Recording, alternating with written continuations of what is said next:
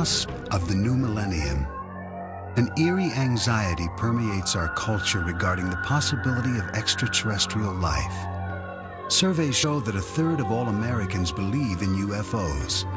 Nearly 5 million claim they have encountered alien beings. Scientists remind us that these fantastic sightings are unconfirmed and unconfirmable.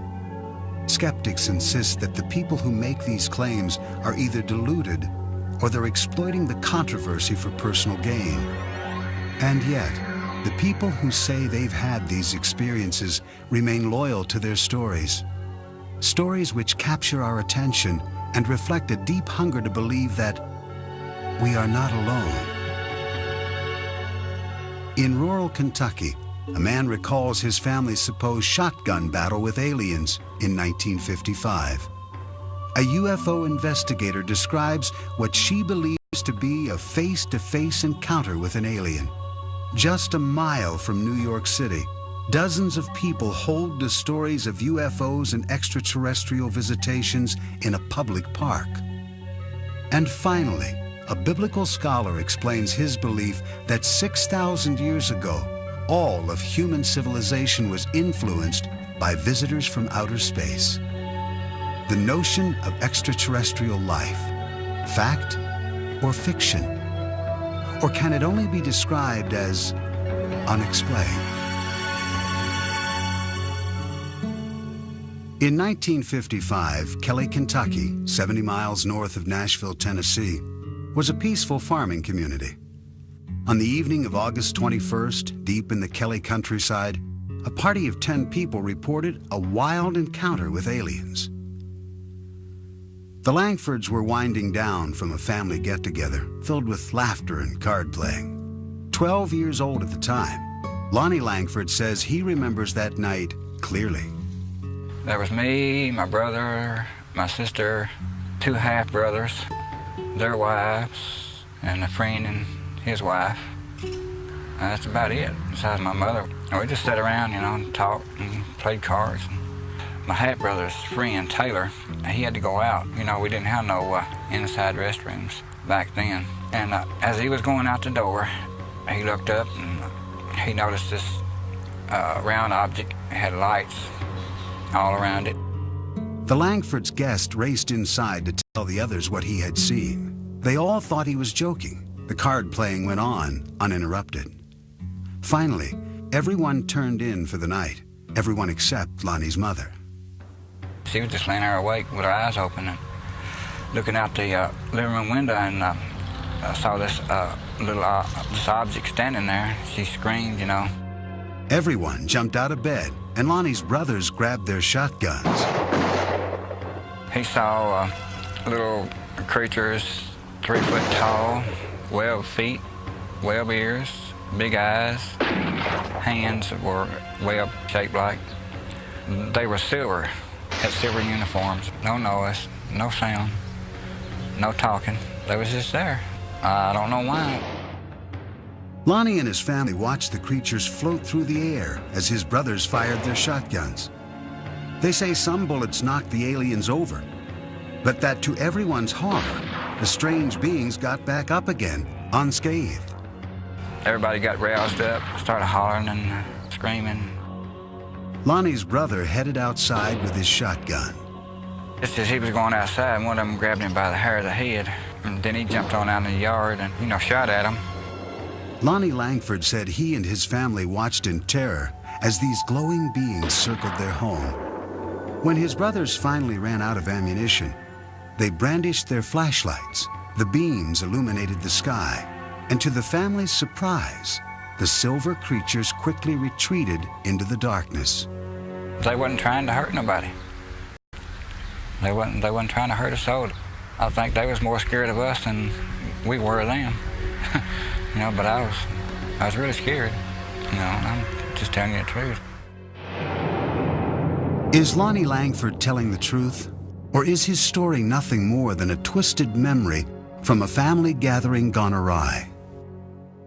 What we do know is that on the same evening, other residents in the area had reported what they believed to be meteor sightings, accompanied by a strange, machine-like hum.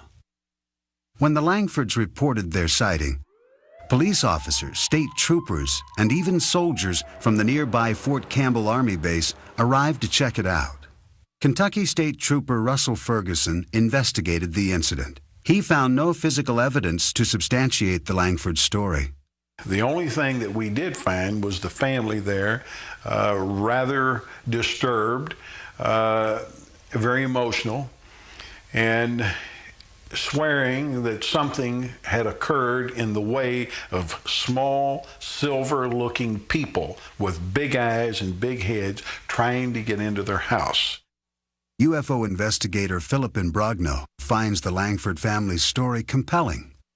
He thinks they may indeed have encountered extraterrestrials. It is one of the cases that is actually very convincing, because here you have a family that really didn't care anything about UFOs, and all of a sudden they report that they had these little beings coming on their property and they fired on them and so on. And to this day, that is one of the cases that convince me that perhaps we should consider that there are extraterrestrials here from time to time that have landed on our planet and interacted with our society. During the time of the Langford sighting in the mid-50s, Americans of all walks of life were enthralled with space-age images. And a new wave of science fiction movies was coming out of Hollywood, many of which were based on the growing anxieties surrounding the Cold War.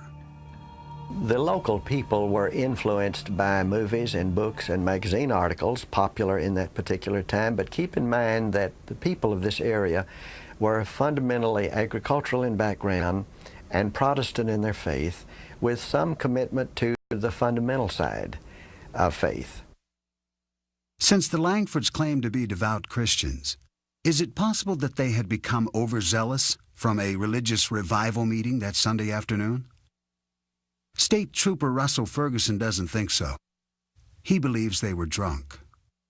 I didn't find anything up there except just a bunch of people running amok. They had one specific emotion, and that's from, I think, a pretty wild day. Oh, there was no alcohol there.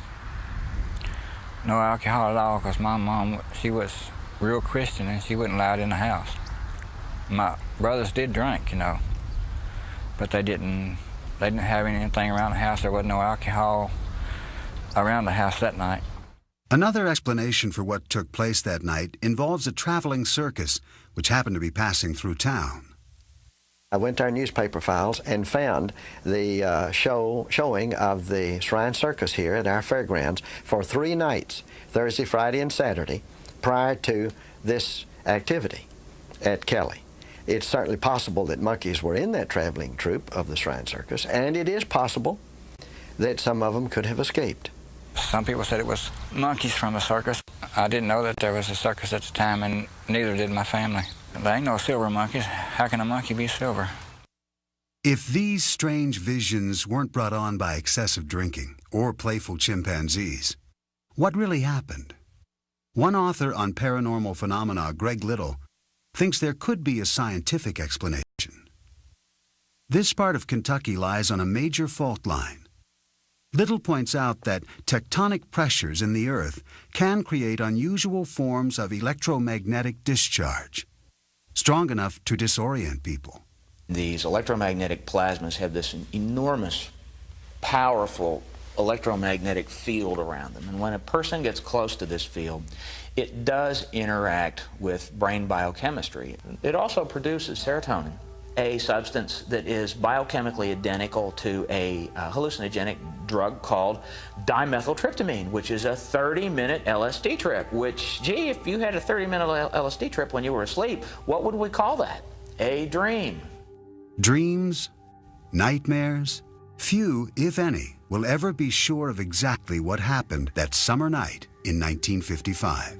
I have no idea why the aliens visit me. Maybe they're just passing over and something got curious and wanted to come down. I don't have no idea. Why do you think God put all those other planets out there and all those moons and all those other suns and just left this one with life on it? All the rest of them out there is without life now. I ask you, if you were suddenly capable of going from here to Mars or the sun or whatever other planet. And you were coming to Earth with all that technology that was available to you.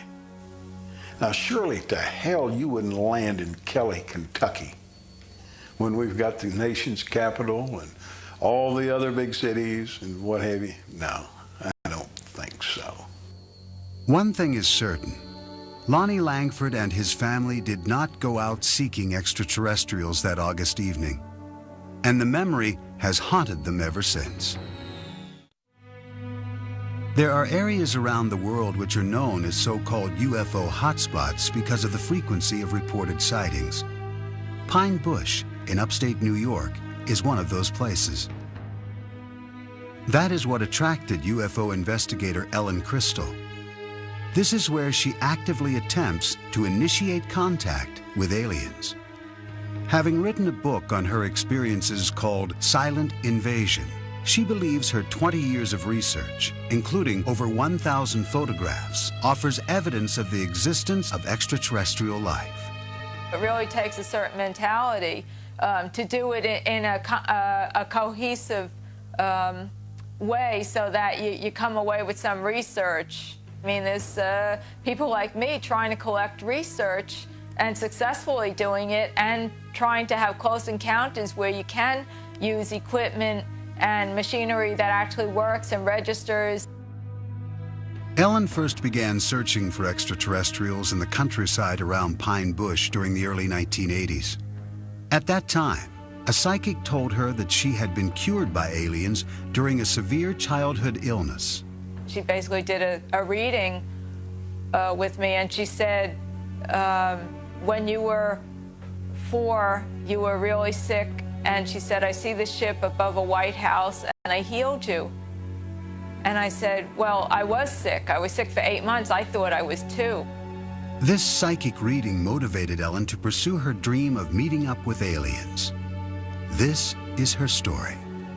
She maintains that on August 7th, 1980, she had a close encounter which satisfied her curiosity, perhaps more fully than she had expected. My own stipulation was that I would not walk in a new field that I hadn't walked in already. So I had gone up to actually the first site, which is right up here, about half a mile, and I was standing in the field, and I was turning around, just watching some nebulous lights. I saw a huge bright light go down in the trees right across the street from me. And I wasn't sure what I wanted to do. I kind of thought they were daring me. Ellen took the challenge.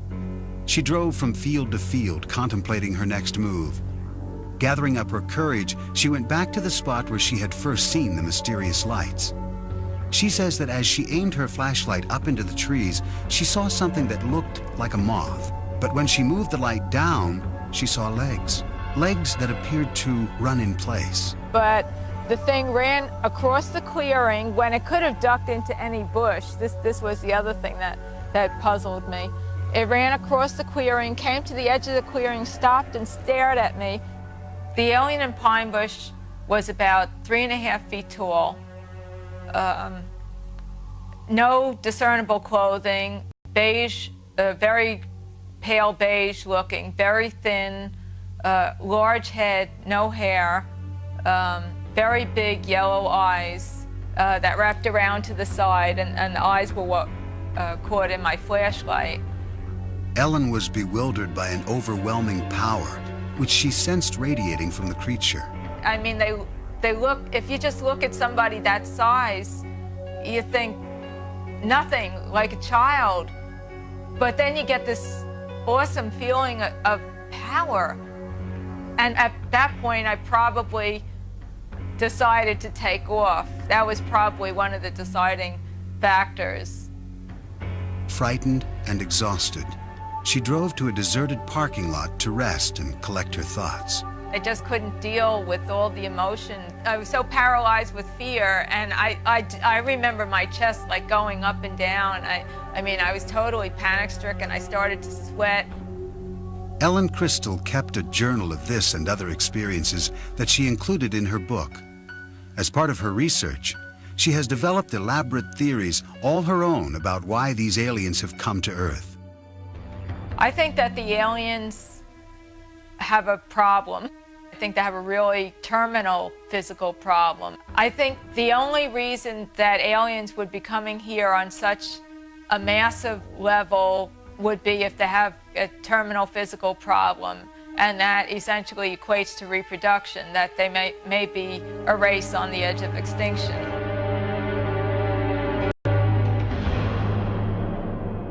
Are Ellen Crystal's claims of extraterrestrial incursions into upstate New York to be believed?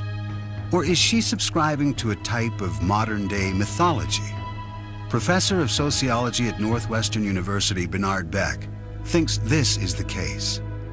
There are some people who are saying when the extraterrestrials come, they are so smart and so accomplished just by virtue of the fact that they got here, that they'll bring with them all sorts of things to make our lives better. They'll take care of us. And like anything that is created by ordinary people in their masses, through culture, through talking over back fences and talking over lunch and talking over a beer at a bar, it creates a culture, expectations, and a sense of the way these things are supposed to go.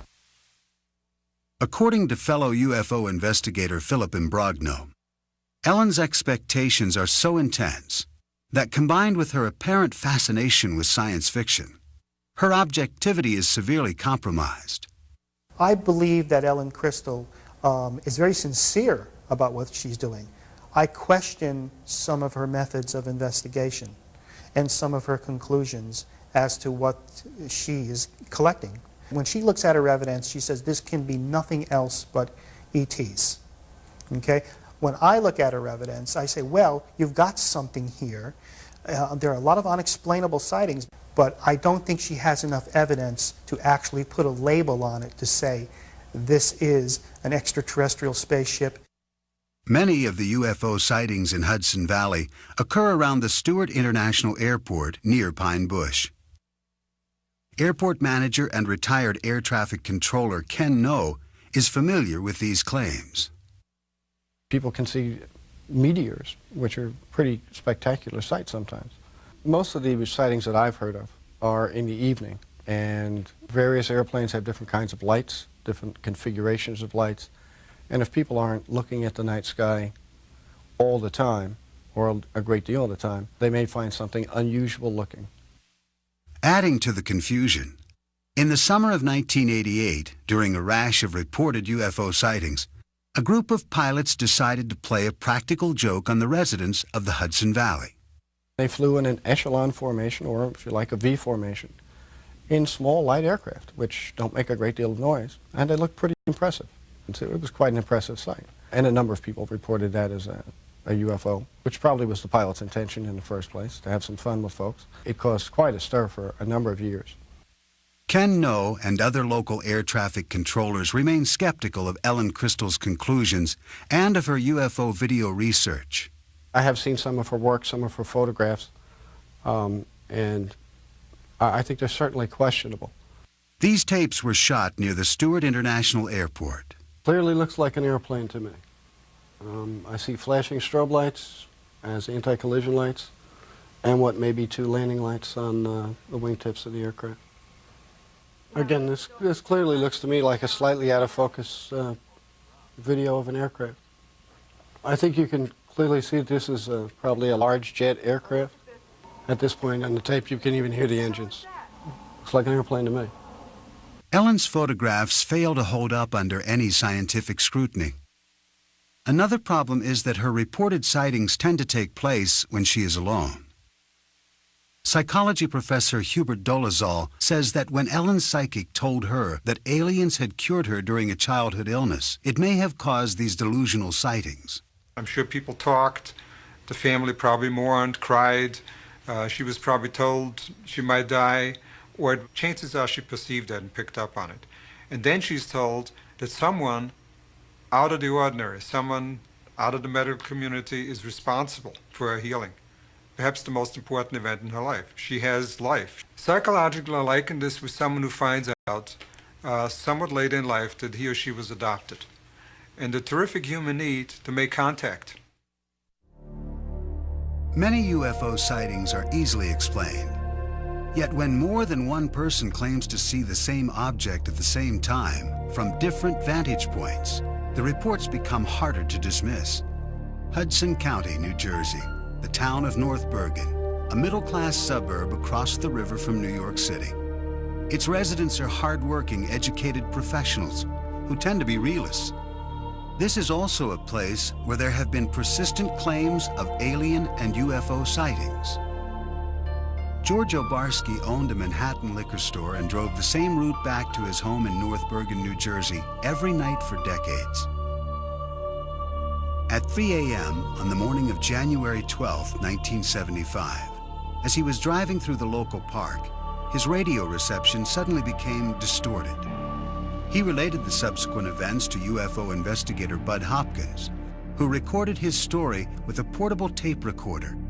Well, I would say that that thing was 30 feet across. It was a big thing. Yeah.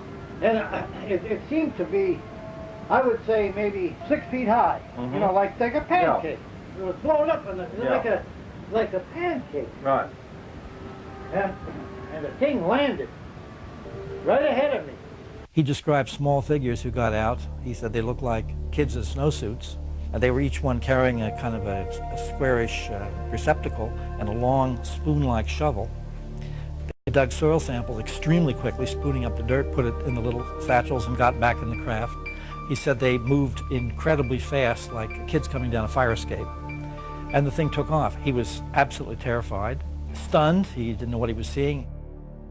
Even after George Obarski made it home, he was still shaken, terrorized by what he had encountered. I was scared to death. Yeah. You know, I was sweating, and I immediately made some tea. Boy, after that, I turned on this radio and I took 2 aspirins. You know, I was scared. Right. Man, this either I'm going crazy or something awful wrong though. George Obarski died in 1990. His son, Frank, remembers his father's story well. What he described was a big saucer-like object, which, for want of any better explanation, you'd have to call a UFO, unidentified flying object, that came down, was sort of disc-like on the bottom, had very strange lighting, sort of glowed. The clincher was, after it landed, my father described himself as being basically frozen, almost in fear. And this is a guy who'd been robbed a lot in the liquor store in New York and knew what fear was like and had coped with it a lot. But he said he was genuinely frightened of this thing.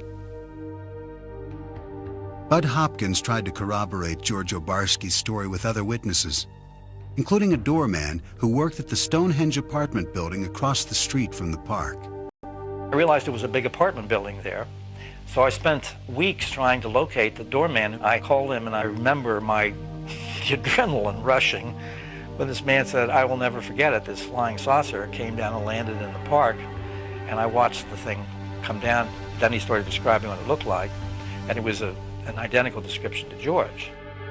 After writing about Obarski's story in the Village Voice newspaper, Bud Hopkins kept looking for other possible witnesses. One family came to light afterwards. They were living about 5 blocks away, seeing this object coming down the street, maybe 40 feet up, slanted, and they described it as if it was looking in their windows. And even though the woman in the family was ill, she ran outside in her nightgown, bare feet, and the father and the children ran out, and they followed this thing down the street. A North Bergen school teacher, Ann Karlovich, says she listened skeptically as her daughters described the telltale evidence in the park on the day after the alleged incident. Back in 1975, we had heard about this incident, that there was a flying saucer in the park. So my daughter and her friends went down to the park to see what was going on, and they all kept running back saying they saw rings and burn marks in the grass in the field down near the softball field. And they told me the whole story about broken windows, that the Stonehenge had a large glass facade and it was broken by a beam of light that hit it. The kids were awfully excited about it. Frank Obarski also went to the site with his father. He knew him as a practical man, so it was difficult for him to understand why his dad held to such a seemingly irrational story. He didn't show much interest in things that couldn't be proved or disproved or that didn't apply to everyday life. And this was one of those categories that he felt didn't apply to everyday life. So I had a lot of trouble reconciling my knowledge of my father with this story he was telling me. He said, you know, I've lived a long life as honorably and truthfully as I was able to. And he said, a man doesn't do that for over 70 years and then throw it all away by making up some foolishness. Since the alleged sighting made famous by George Obarski in 1975, residents of North Bergen, New Jersey have reported seeing dozens of UFOs on a number of different occasions. In the early evening of July 6, 1986, Wall Street investor Ron Lee and artist Nanetta Nappy were enjoying the sunset on Hurd Terrace in the Stonehenge apartment complex. I just said, what the heck is that out in the sky? I was just staring out and I saw something that was unidentifiable to me. And Nanetta and I looked at it and it wasn't moving. It didn't have any sound. And we just followed it with our eyes and tried to guess what that could be. Had it had a motor sound to it, I would not have been suspicious, but the fact that it was so silent and large, it was a large-shaped object, it drew my attention even further. I might have just ignored it. It was oval, and it had three sets of lights underneath it. And it just kept stationary in the sky for 5-10 minutes, and then at some point, it just took off and went south in a fashion without gaining momentum, but just going straight off with accelerated speed beyond what I was used to seeing. And shortly after that, very shortly, we heard noise and then saw military aircraft following it. The next day, sightings of this UFO were reported in the press. Nanetta was not one of the people who had called the local officials. Now, you don't want to talk about things that people could think that you're a little strange thinking about it. I was in denial about it because I didn't want to accept or believe that this thing did not have a rational reason behind it. 2 years later, in the same area of New Jersey, disc jockey Dave D'Elia claims he witnessed an unidentified flying object on St. Patrick's Day in 1988 over North Hudson Park. D'Elia says he was driving home when he noticed something in the sky. He pulled over. As I'm standing there, it's getting closer and closer, no noise at all, but the lights that made up the triangle were white, the diamond were white and green. D'Elia returned to his car and followed the UFO down the parkway for several miles, noting the shape of the craft. The shape of the UFO was a diamond shape like this. Where my thumbs are was basically the part that was coming toward me. That's how it was flying. In 1993, 5 years after D'Elia's reported 1988 sighting, another North Bergen resident, Ann Karlovich, who had been skeptical of the earlier Obarski sighting, claimed she too was an eyewitness to an unidentified flying object. I saw this very kind of a elliptical shaped large light shining, and I looked at it and I said, gee, wow, what is that? And it seemed to be moving very slowly, but I wasn't sure. And then as I turned my car around, it was gone. So I came into the house, and my son-in-law and daughter were here. And I said to Joe, my son-in-law, I said, wow, did I see something strange on Boulevard East?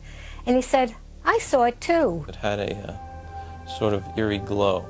It looked metallic and was very well lit, like with a fluorescent, bright flood kind of light. As I recall it to be a blimp-like object, like an elongate, like an ellipse, elliptical sphere, if you will. Joe Bass remembers reading the next day in the local newspaper that all the blimps in the area had been grounded due to foggy weather. I know what it wasn't. I know that it wasn't some sort of lights on the clouds or a meteor or anything like that. I suspect it was either some kind of government aircraft, some Air Force kind of aircraft that they don't let on that they have aircraft of this type. It wasn't a plane, it wasn't a helicopter, it was like a blimp type object. It is quite clear that people in this area believe they are seeing UFOs. But are they alien spacecraft? Since World War II, reports of UFO sightings have grown to merit a system of classification, a way to categorize people's claims. This method was developed by an astronomy professor at Northwestern University, J. Allen Hynek. It was he who coined the phrase close encounter of the third kind to describe human contact with an alien.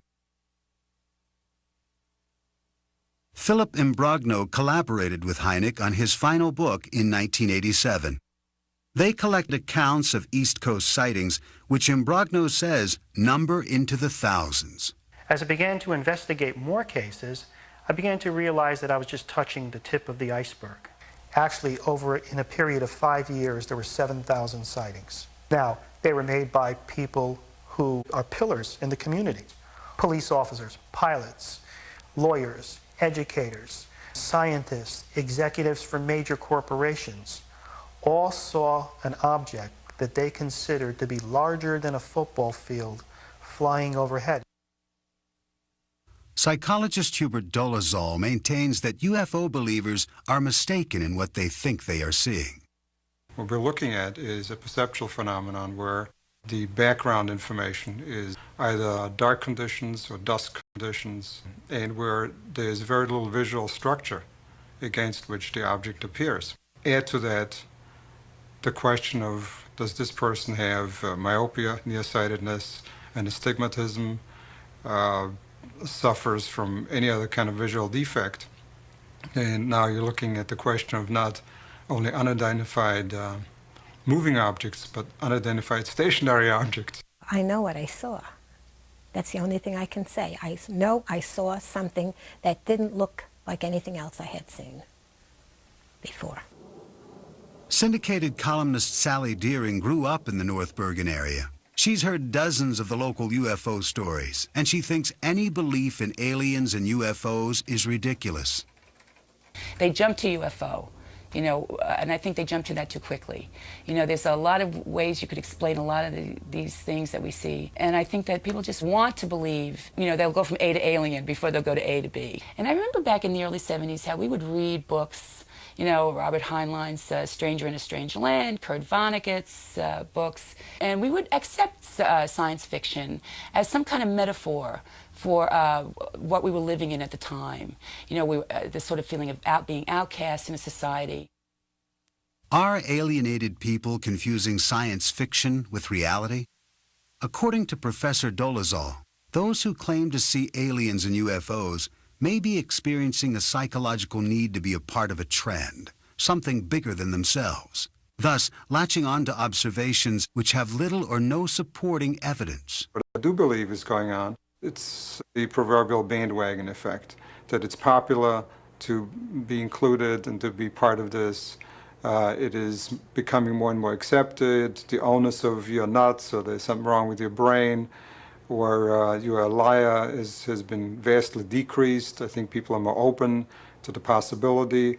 I believe every human being wants to be part of something that is special, that is important, that is exciting. Certainly with the advent of human beings becoming more sophisticated in terms of space travel, our own yearnings to be in space and to populate other planets, I think all of that has fueled, and reasonably so, this entire belief system and movement.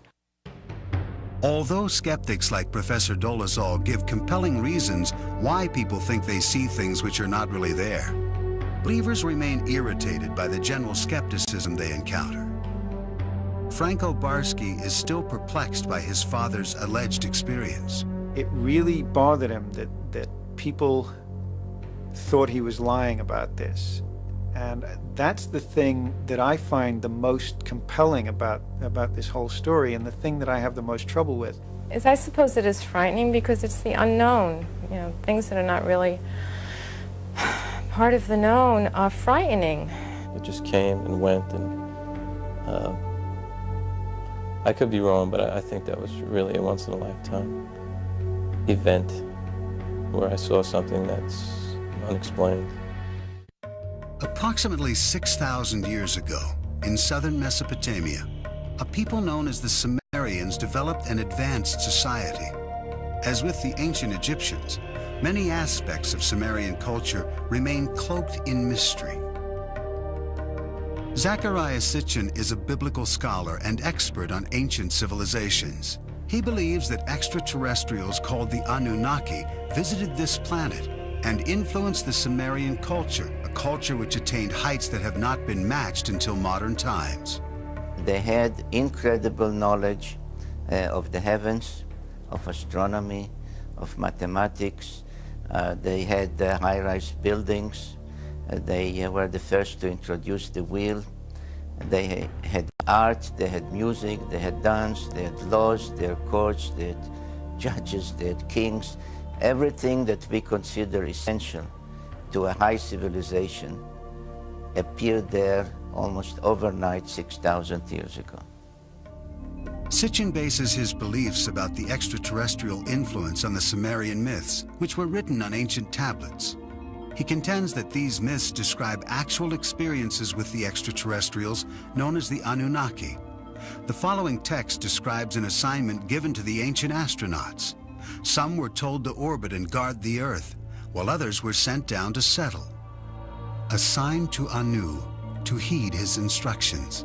300 in the heavens he stationed as a guard, the ways of Earth to define from the heaven and on Earth. 600 he made reside. After he all their instructions had ordered to the Anunnaki of heaven and of earth, he allotted their assignments. I surmise from those various texts, they were losing their atmosphere on their planet, whether because of natural causes or ecological developments. According to Sitchin, these texts describe the Anunnaki coming to Earth to acquire gold particles, which they would use to shield their atmosphere. The myths also offer information about law, astronomy, and the cosmos. In these texts, our solar system consists of not 9 planets as we know it, but of 12, with the Anunnaki coming from the 12th planet called Nibiru. This mysterious planet comes close to the Earth's orbit every 3,600 years. The evidence from those ancient texts, from those ancient depictions, leaves no doubt in my mind that others from another planet were involved not only in our creation by jumping the gun on evolution, the way the Bible states it, but they were involved in giving us civilization for many millennia thereafter. Did the Sumerians evolve differently from the rest of humanity?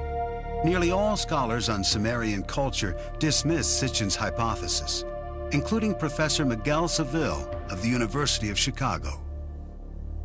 In my experience, there is nothing in the evolution of the culture in southern Mesopotamia that cannot be explained by the normal evolution of culture in general. Professor Seville maintains that the Sumerian mythological texts are nothing more or less than what they appear to be, myths. He doubts Sitchin's ability to accurately translate these texts.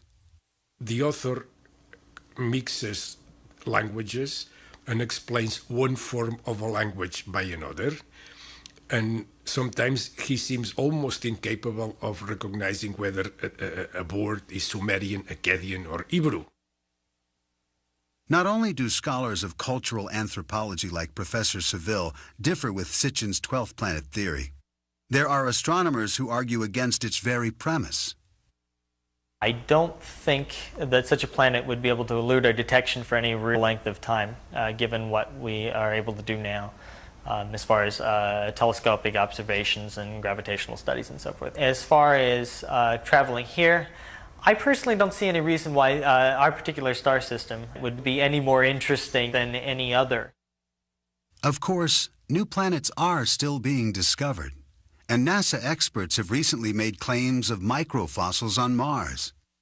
These findings have led most natural scientists to concede that there is a distinct possibility of life evolving elsewhere in the cosmos. My guess is that if life forms, it forms on the surface of the planet. You have to have a certain temperate climate. You have to have water on the surface or water just below the surface. It's possible that some of these precursors for life, the organic molecules, get seeded onto primitive Earth, say through comets. We know that comets have a lot of organic chemistry going on them. Many astronomers and astrophysicists agree with Professor Novick.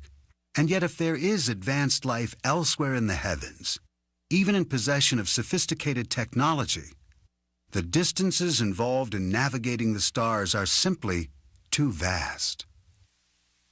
Maybe there are 10 advanced civilizations in our galaxy, maybe. But if there are, and this is really far-fetched, if there are, they are so far away from us that there is no chance. They are hundreds of thousands of light years away. There is no chance, zero, that we will ever be visited. The best way to describe the distance to the stars, the distances are actually quite vast. The distance from here to the galactic center, we're just talking roughly 30,000 or so light years, I believe. There are those that maintain that the current surge in extraterrestrial sightings is best explained as a substitute for traditional religion. If you take an adherence to a divine being, a god, what a religious belief one may want to adhere to, in the absence of such a religious belief, I think there, or as a supplement perhaps, there may be a need to say there is something more sophisticated, wiser, more technologically advanced. And it seems to me that this is a reasonable supplement to say as a substitute for religious beliefs per se. Our needs are so great emotionally for some kind of religious center, and our fears, our paranoid fears are so great that it's extremely difficult to look at this objectively, and yet that's what we must do. Every era has had its extraterrestrials, except we now have a language that allows them to be extraterrestrial beings, instead of previous eras when they were just strange beings. If all the skeptical scientists in the world would put their heads together just for 1 year and do an in-depth study of this phenomena to find out whether or not UFOs are extraterrestrial in nature, maybe we could come up with some answers instead of being criticized all the time as to whether or not this is a true science. Somehow we as scientists have failed in explaining to people that there are things about the universe that we really do understand. We don't know everything, but we know a lot. And there are things that we can just rule out. And people just don't buy this. And I find that very sad, that the culture of modern science has not really sunk in the culture of our nation. Bud Hopkins believes that if modern science would not completely rule out UFO claims, if they would just investigate a fraction of these sightings, they would indeed reach a larger audience. What I like to say is that an extraordinary phenomenon, which this undeniably is, no matter what your point of view is about it, an extraordinary phenomenon demands an extraordinary investigation. The way science works is that if there were something out there that was credible, if there was real good evidence and things could be followed up and said, yes, in fact, I see what you're talking about, people would love that. If there was anything to it, it would be embraced by the scientific community. Though skeptics will insist that all the thousands of claims of alien sightings do not add up to a single scientific confirmation, people will go on reporting them, asserting with equal fervor that what they saw was real. But without physical evidence, we are left only with assumptions. Some choose to believe in the existence of extraterrestrial life, rather than tolerate the uncertainty of the unexplained.